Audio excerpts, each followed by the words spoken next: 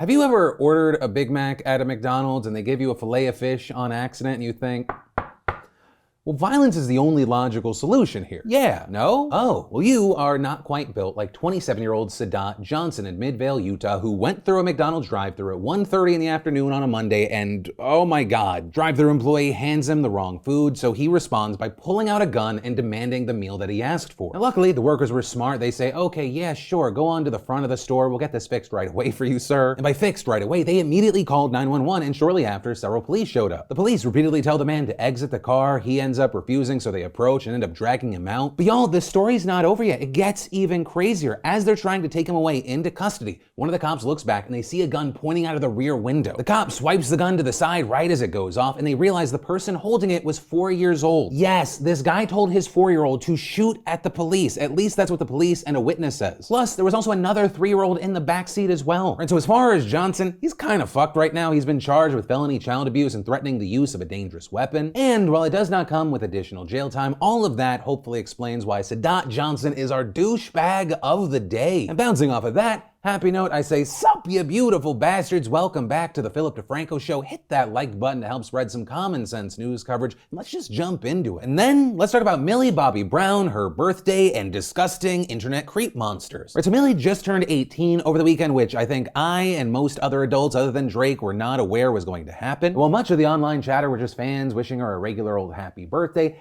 this became a news story. And that's because there was reporting that found that there were not safe for work online forums and subreddits counting down to her birthday. While one subreddit was reportedly banned, many people have been making inappropriate comments in other places as well. Or even on her own Instagram, where she's posting pictures, you have people posting things like, oh, she's legal now I'm not a P word in my mind. Others tagging Drake, using sexual emojis and telling her to start an OnlyFans. With some of the most disgusting things happening on Twitter, with people posting explicitly sexual content regarding Millie, including deepfakes and other incredibly disturbing videos. And all of this has resulted in a number of people speaking out, saying things like a reminder that sexualizing someone the moment they turn 18 is still creepy and weird as fuck. And if you were celebrating Millie Bobby Brown turning 18 so she's legal now, that abso-fucking-lutely means you were sexually attracted and fantasizing about her before she was legal, which makes you a fucking sexual predator of kids. Well, this is news because she just turned 18 and we're seeing this new surge. Like, this isn't a new topic when it comes to Millie Bobby Brown. USA Today once published an op-ed titled How We Failed Millie Bobby Brown, and in that, noting a 2017 W Mag cover that said why TV is sexier than ever, with it listing Millie as one of the examples. Also noting that a GQ profile once described her as a very grown-up child. She is by no means the only one, right? You've even had other young stars speaking up about this, including Billie Eilish, who at the age of 17 said that she wore baggy clothes so she couldn't be sexualized, body shamed, or just had people commenting about her body in general. Though there are also examples of young women taking advantage of this. Or for example, you had Bad Baby, right? The Catch Me Outside girl, when she turned 18, she launches an OnlyFans. It pretty much breaks the site for the day. Or she reportedly made $1 million in the first 6 hours. But obviously, like, that's not what Millie is doing. She's just simply posting a photo of herself on her birthday, right? But with all this, I do want to pass the question off to you. What are your thoughts here? And then, in major news, we saw break this morning, the 3 men who murdered Ahmaud Arbery have been found guilty on all counts in a federal hate crimes trial. Right, Gregory McMichael, his son Travis, and their neighbor William Bryan were all convicted of Arbery's murder in a state court last year and sentenced to life in prison, with only Bryan eligible for parole. But all 3 men also face federal hate crime charges centered around the question of whether they were racially motivated when they chased down the 25-year-old black jogger in their cars before fatally shooting him back in February of 2020. Throughout the trial, prosecutors argued that the 3 men were driven up by pent-up racial anger, presenting nearly 24 racist and sometimes violent text messages and social media posts from the men. This including Travis McMichael's regular descriptions of black people as savages and monkeys, with witnesses also testifying about racist interactions they had with the defendants. But on the other side, the defense attorneys for the men claim that their histories of racist remarks were not proof that they targeted Arbery because of his race or violated Arbery's civil rights, arguing they acted because they suspected he had trespassed at a neighbor's property. But after just several hours of deliberation, the jury unanimously found the 3 guilty of civil rights violations and kidnapping, with the McMichaels also being hit with separate firearms charges. And so the men now face a maximum sentence of life in prison on top of their other life sentences, and they only have 2 weeks to appeal. But regardless, this is a big win for Arbery's family and many others who wish to see the men held accountable for their racially motivated actions. Right, just last month, his family expressed outrage when DOJ prosecutors filed court documents asking a judge to approve a plea deal they had apparently reached with both McMichaels, with Arbery's mother condemning the move at that time, saying she wanted the courts to prove that the men had acted due to racist motivations and put any question of self-defense to rest, with her lawyer also arguing that it's only fair for these men to serve out their sentences in federal prison prison rather than state prison, which has much more favorable conditions, with the judge ultimately rejecting that plea deal and paving the way for the decision we saw today. But ultimately, that is where we are. We're gonna have to wait to see what happens next. But from that, I want to take a second to thank the fantastic sponsor of today's show, Keeps. Did you know that 2 out of 3 guys will experience some form of male pattern baldness by the time that they're 35? And maybe you have that friend or that family member that's dealing with hair loss right now, and you don't have to just wait around for that to happen to you, because now is the time to do something about it. Keeps helps you stop hair loss before it's too late with their scientific and affordable approach to treatments that are up to 90% effective at reducing and stopping further hair loss. And Keeps offers generic versions of the only 2 FDA-approved hair loss products that are out there. So some of you may have already tried this before, but probably never at this price. And you can get these products delivered directly to your door. That means no more going in person to the doctor's office for your prescription, saving you both valuable time and money. So if you're ready to take action and prevent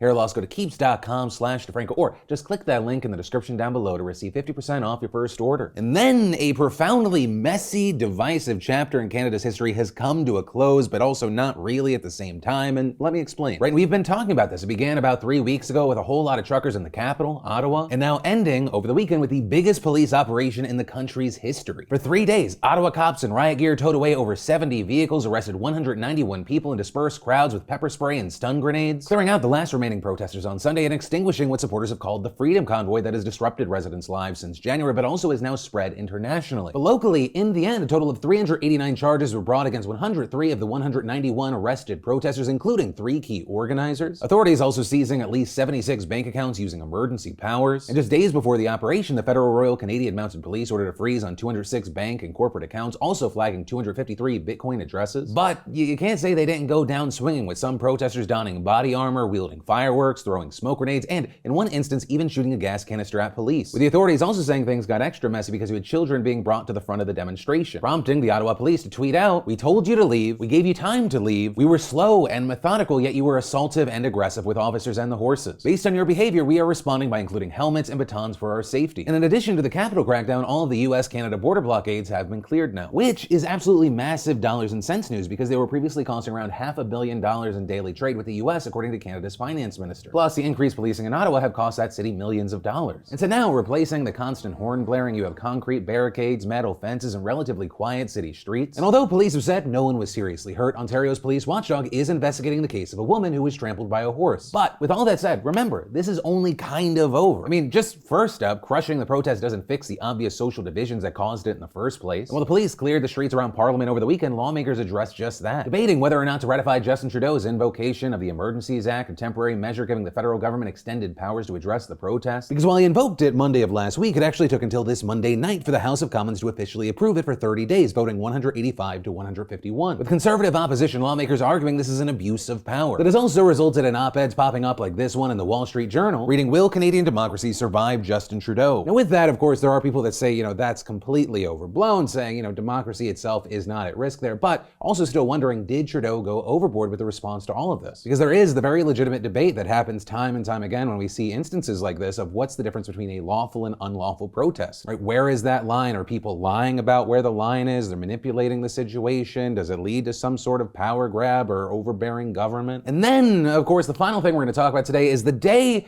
that the office was shut down because there was an American holiday is the day that things heavily escalated between Russia and Ukraine. Right at the start of the weekend, things began to heat up. There were reports of more Russian troops being brought to the region despite Russian claims that they were withdrawing. On top of that, there was shelling seemingly between Russian separatists in the Donbass region and the Ukrainian army. Then suddenly there were alleged bombs in Donetsk, one of the breakaway capitals. All of that led to further Russian rhetoric about protecting the people there before those breakaway governments began evacuating women, children, and the elderly. And during all of this, you had Ukrainian President Zelensky asking for a concrete timeline of when Ukraine could be admitted to NATO and asking for the West to impose sanctions on Russia. And that speedrun explanation brings us to Monday, where things really went off the rails. First off, Putin decided to officially recognize the Donetsk People's Republic and Luhansk People's Republic as independent states. Now that alone would have been bad enough, but to add insult to injury, he also guaranteed their security, meaning that any actions against them would be an action against Russia. Also, to quote, help these breakaway republics, Putin sent Russian troops into the regions, meaning that Russian troops have again invaded Ukraine. And I say again because it's important to remember that Russia already forcibly took Crimea in 2014, not to mention the fact that certain unmarked Russian troops have likely been in the Donbass region for a while. And a real quick thing, it's a side thing, but I do want to hit on because it's something important. A lot of outlets, even Western ones, followed Putin's lead in calling these invading troops peacekeepers. But calling them that, even in quotes, is widely seen as conceding some legitimacy to Putin's filled with lies narratives, while also possibly spreading the perception that Russian troops are some kind of neutral third party to keep the peace. They're not. They're there to infringe on Ukraine's sovereignty and at best help breakaway regions leave and at worst eventually annex them. And during his speech that recognized the independence of these territories, Putin, who once lamented the fall of the Soviet Union as the greatest geopolitical catastrophe in the last 100 years,